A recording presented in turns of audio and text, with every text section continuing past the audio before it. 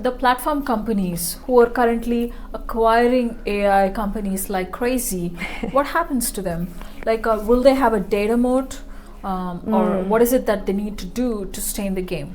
It's a great question. I tend to think about the stack, and you asked me a little bit about the stack before. So historically, we had systems of record, right? That's like your Salesforces, et cetera, of the world. It's so hot right now, the disruption of that. It's such a hot topic Absolutely, right now. right? Yeah. So systems of record you had, then it became systems of engagement, which were the workflow platforms, workflow software platforms that were built on top of these systems of record, right? Yeah. And the workflow winners there in that era were, we understand what Priya as a business user really wants, what her workflow is like every day. We're replicating that in software, right?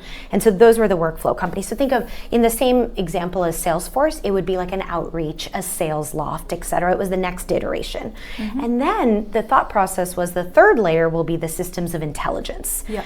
What ended up happening, however, is the entire system of engagement category, I think, is in the biggest threat than it's ever been in the past, because they don't actually have access to that proprietary data themselves. They do the workflows on top, but our workflows as humans, with the explosion of ChatGPT and mainstream AI, has changed. I no longer have the same workflows I did 3 years ago, right? But these workflow companies were architected for a certain type of persona and the workflow they had.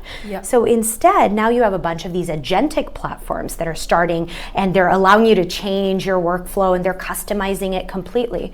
But they also don't have access. They need to work with the systems of record, right? Their data still resides in these systems of records, right? And so while we're seeing significant multiple compression in the public markets for these systems of records company, I don't think that's going to be as threatened as the systems of engagement companies, right? So what about the people who do not buy the context graph argument? What is your answer to them?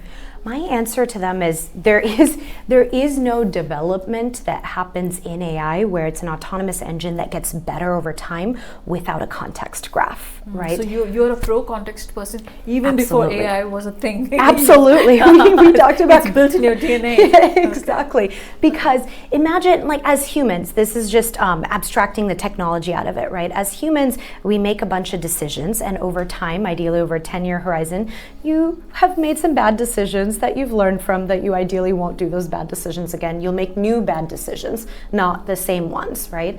That type of a learning process is what the AI needs in order for it to get better over time, right? So now we have world models, we have reinforcement learning environments, all of these different adoptions or these different developments that's going to actually enable that adoption at scale.